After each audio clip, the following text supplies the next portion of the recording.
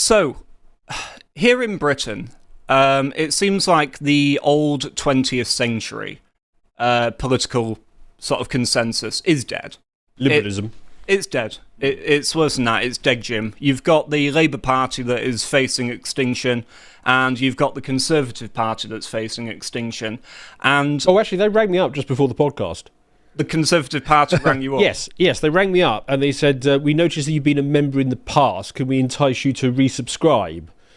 I'm not sure they were ready for what came next. No? No. You were quite curt, I expect. I ran through the top 10 list of why I would never join that treacherous party ever again as long as I shall live. Based. Yes. Good. Response. And so, but really, what's more as well, we have the fact that no one is satisfied with the red-blue paradigm that we've been living in for generations now, genuinely generations. But what's more as well, of course, this has forced people in the British public to look for other political opportunities, right? To look for fresh parties to put their vote behind. Because as far as the left are concerned, those who are of the Greens and the Jeremy Corbyn ilk, they're entirely dissatisfied with Labour because they wanted gay race communism, and Labour gave them gay race neoliberalism. And so they're not happy. And as far as the right-wing and the reform voters are concerned, they wanted to live in England and make it a safe country for their grandchildren, and the Tories also gave them gay race neoliberalism. So no one's happy. Yes. No one's happy whatsoever. And we have this chart here showing you, was from a recent Ipsos poll, really just showing the total dissatisfaction. You can see here, how united or divided does the United Kingdom feel to you these days? And as you can see here, 84% of people replied varying degrees of, well, it's not particularly united, is it? We don't feel so much like a United Kingdom anymore. If it passes into this larger majority, do we need to start calling ourselves the disunited kingdom? May as well. Well, barely be a kingdom at that rate. That's true, yeah. Moving on from that. But also what's more as well, if I go through some of the other slides on here, there was one in particular that went on to say that 50% say that the culture is simply changing too fast. Right? And I imagine that the other people are a collection of foreigners and Lib Dems who've not quite had the change thrust on them yet. It's also a bit of a loaded question in that the culture is changing for the worst. Too fast is beside the point.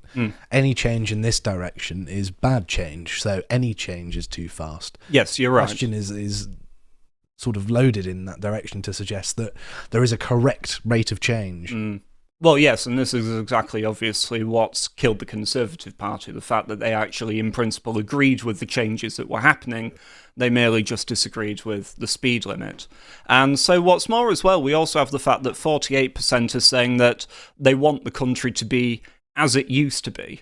Now, again, that is a very vague way to frame a question, right? There are many ways that could be construed. For example, some Corbynite could say, oh, I just want to go back to the way that things were, back when we were all multicultural and proud during the Olympics or whatever it was, right? You can have that sort of airy-fairy view. I mean, to be fair, 2012 would be a lot better than now. Oh, agreed. 1832 would be considerably better than that.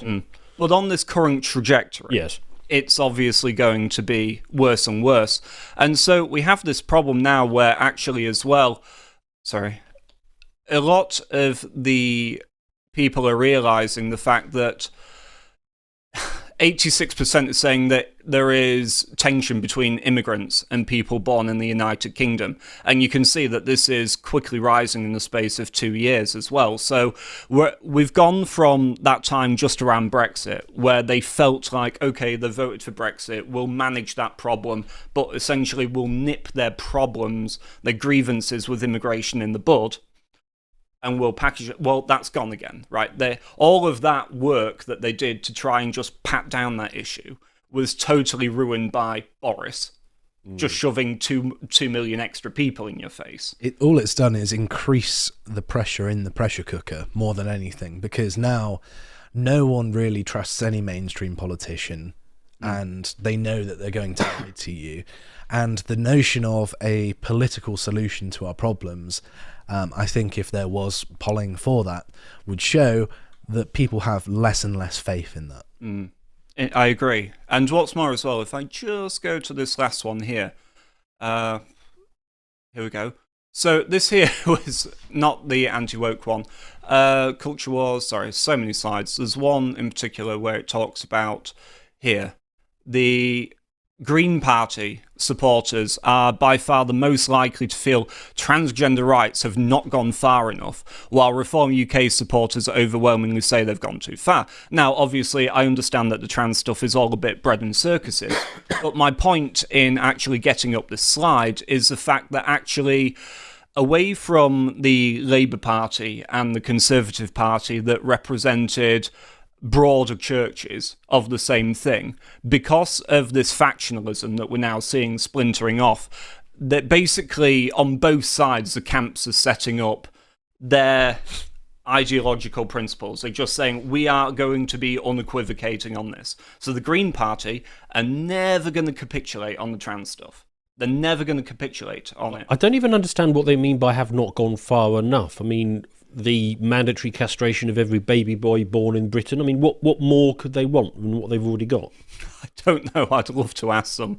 They're Genuinely. already protected more than your average person in the eyes of the law. I know. They're all living in the fantasy. It's a total fantasy. But also, what's more, we're at the point now because none of the voters of Britain have really got what they wanted for a long, long time now. And so both sides we're seeing are becoming more and more uncompromising on all of these things.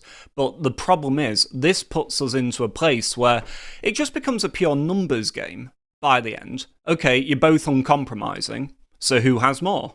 Yes. Who has more people on their side? And the good news is, of course, that going through all of these statistics and many other polls that have been had before, we are obviously in the majority, right? We are clearly in the majority. And the Green Party can't really, they are growing, and Zach Polanski is obviously in some polls now even overtaking the Labour Party. But the point is that they cannot, unlike Starmer, who is in government and basically has to say, look, in order to maintain power, I at least have to pretend that I care. I have to bend my rhetoric, island of strangers, all the rest of it, in order to placate the gammons. You're not going to get that from the Green Party, because if you do, they're actually betraying their core voter base. Everyone in Bristol, everyone in Brighton, right, will not vote for them. And so they can't bend on it. And what's more as well, as you have with Jeremy Corbyn, of course, he is also not going to bend.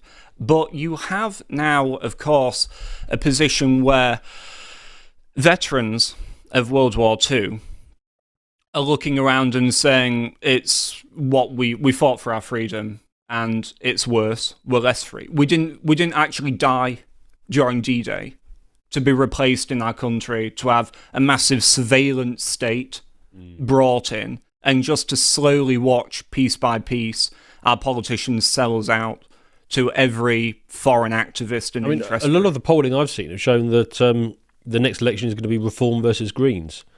I mean, the Tories obviously are done. I mean, nobody trusts them, and their position at the moment on remigration is reasonably good, actually, but nobody believes them, because they say this every single election and then they betray us every single time. Even if they did mean it, they don't deserve to be in government. Well, exactly. Anymore. They should be punished for what they've done, because they've betrayed the country and they've put us in this situation. And in many ways, they were able to do it far better than the Labour Party would have in the first place, because they had more political capital to do it. And so it stings twice as badly. Yeah. And Labour, of course, are making a complete pig's ear out of everything. You know, you're considered far right if you don't want to see little girls murdered at a dance class, and they're bankrupting the country at record speed. So I can well believe it comes down to Greens versus Reform. Absolutely. And what's more as well, that in the minds of Reform voters and other people who happen to be correct, of course, you have this position now where you can see it's so interlinked that if we address the immigration issue, then a lot of the other problems that we're faced with, we're slowly going to find are beginning to ease. And, you know, whether it be the stabbings, right, the actual just genuine criminality, the murders, the rapes, the thievery, and all of these sorts of things. But what's more as well, just the sheer amount of traffic on the roads, the sheer, the degradation of the high streets. Not paying 30 billion a year to house them and give them benefits. Right, all of this, just everything. Yeah. Everything is connected to this. And so we have the older people, the people who actually bled and died for our country. They're not happy with the situation. And young girls as well here. And I thought I'd just play this because this was quite exceptional. Are you here today? I'm here to protect the kids and how I have the streets safer for when I have kids. Because I'm scared. Because I'm scared if anything's going to happen to me. Because being a white girl is really scary at this time. Loads of people call me racist for going to these, but I just want to be able to feel safe in my own community, and I just want to be able to walk the streets like my dad and my mum used to without a worry. Not going to school at the moment. What's happening there? People are calling me racist at school for going to the marches, and they're calling me far right. But the thing is, I'm not far right. I respect everyone's cultures, their religion, where they come from and their background. I just want to be able to feel safe. Smart kid. Very smart kid. Obviously, she'll have had conversations with the parents, of course. I would imagine so. But good for her parents. Yep. For alerting her to the danger. Right, for actually saying, look, no, it's not as safe as it was when we were growing up. Yep. And just, these are the conversations that this establishment consensus are forcing people to have. If your kid is a bit switched on like that, they're more likely to come home safe. Yes. Than somebody I think it's something that we probably should have emphasised more on this podcast is that, if you've got children, it's bad enough in Britain now that you've got to explain to them the actual situation for their own safety. And it's obviously very, very serious. And it's to the extent of which that it's not even, being sensationalist. It's not like when I was growing up and my parents were telling me about, don't go home with strange people, normally strange men, yes. Because that was hardly a problem where I grew up. But now it genuinely is. My parents told me about if a van turns up and somebody offers to show you puppies, don't get in the van. It was stuff like that, wasn't it? I don't know if that ever happened or whether that was a TV advert at the time, because that seemed, even looking back now, that seems really bizarre. But the point is, you've got to have the talk with your kids. I'm very disappointed I didn't get to see the puppies either. But the point is, right, that everything on the new emerging consensus of the left have nothing to address that girl's concerns. Absolutely nothing. Because as far as they're concerned, those people that girl is rightly afraid of are not only here in this country, but here to stay, and to be given every single privilege and every single piece of political fortification to basically mean that they will never be able to be removed. Well, and even if they did do something to that little girl, they'd be out in a few years at tops. Yeah. Well, a lot of the left's, and particularly the sort of Green Party types rhetoric, is either not to acknowledge it's going on whatsoever and call people racist, or they'll argue more tacitly, because they know it doesn't sound good explicitly, that this is an acceptable thing to happen for the sake of allowing refugees in, which is, I think, one of the most contemptible things you could possibly argue. I absolutely agree. And so let's actually, on that point, listen here to Rachel Millward, the Deputy Leader of the Greens, and what her position is. There will be a day when we sit our grandchildren on our knees and we tell them, Inshallah. First they came for the immigrants. So we hung out flags from all the nations and we said, refugees are welcome here. Stunning and brave. Doesn't actually seem to be her position, though. I left the link, but she doesn't want 600 illegals put in her particular constituency on the army base. The funny thing is, she's both. Really? She said in the letter, she made sure to say, I'm concerned about both the welfare of the 600 male asylum seekers and the locals, by the way. Yes. But anyway, allow me to talk about the quality of the facilities for a long time now. Yeah, absolutely. Are you sure you're not just trying to sort of add in a little tidbit there so you don't get absolutely caned publicly? Right. So then we had this banger from Rupert, where he just said, we need to create such a hostile and unwelcoming environment for illegal migrants that the vast majority just deport themselves. And obviously, what's more as well, there are many other such hostile measures, and not even hostile, but just measures that don't privilege the forest. Like you were saying, Dan, the amount of just money we just send to them through all the different government departments and welfare spending and translators in the NHS, just all of it just gunking up the system. And so it's not just that, it's obviously the legals as well. But this framing of a hostile environment really didn't seem to sit well with Zach Polanski in particular, who says our entire political conversation under a Labour government has taken a huge shift to the right.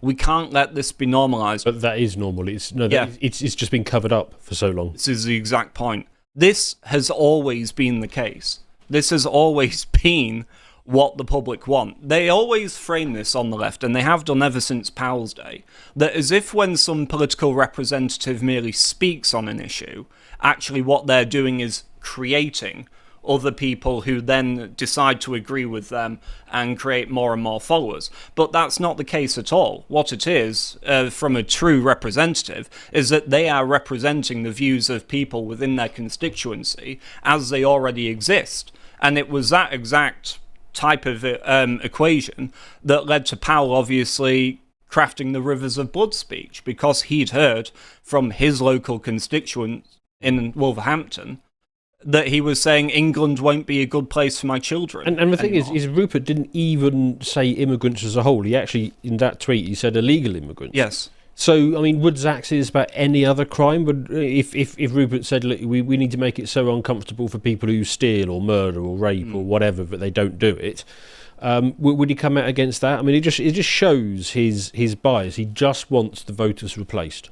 Yes. Well, it's also a very condescending way of looking at things. That he thinks that, okay, people just don't deduce that these people in their own neighbourhoods and these stories they hear from their own local newspapers, they don't recognise the patterns. It's just because of politicians. Everything is top down, and people can't look with their own eyes at the problems and say, actually, I want these people gone.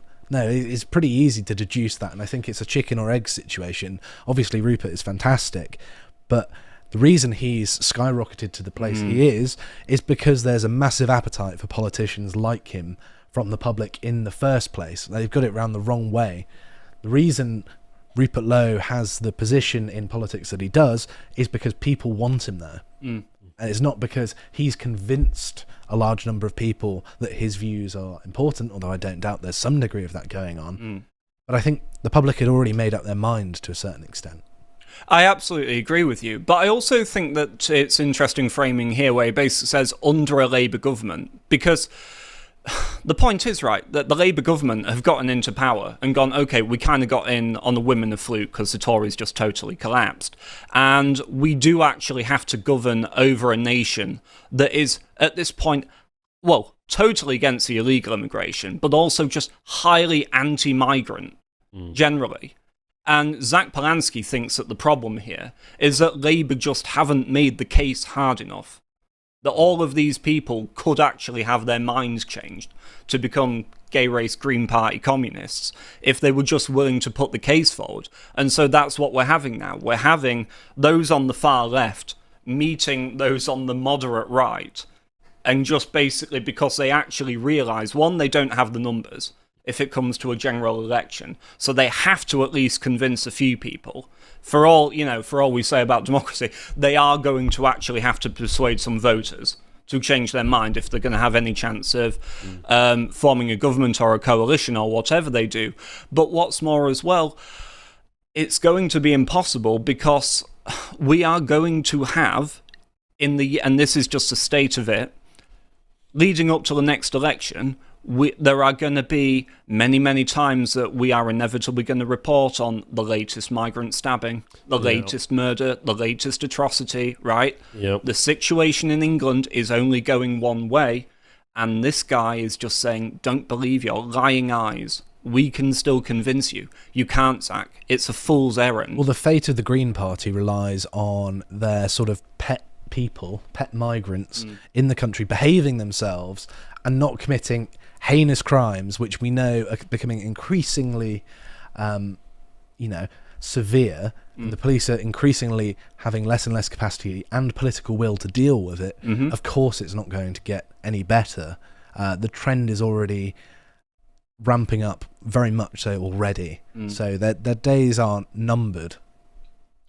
So when you have here his exclusive, Zach Polanski and Jeremy Corbyn slam Rupert Lowe's utterly repulsive and deeply un-British social media comments. By deeply un-British, I assume they just mean not totally suicidal, right? Not just resigning Britain to a state of suicide as it's existed in for several decades now. Actually remembering that, you know what? British people used to have some actual self-worth and dignity, and didn't like to be taken advantage of by every Tom, Dick and Harry. So when the Vikings and the Normans turned up, we just said, oh, come on in, we'll build you some houses, Exactly. we'll pay for it. Exactly. Oh, hang on a minute, no we didn't. We fought them tooth and nail, didn't we? Yeah.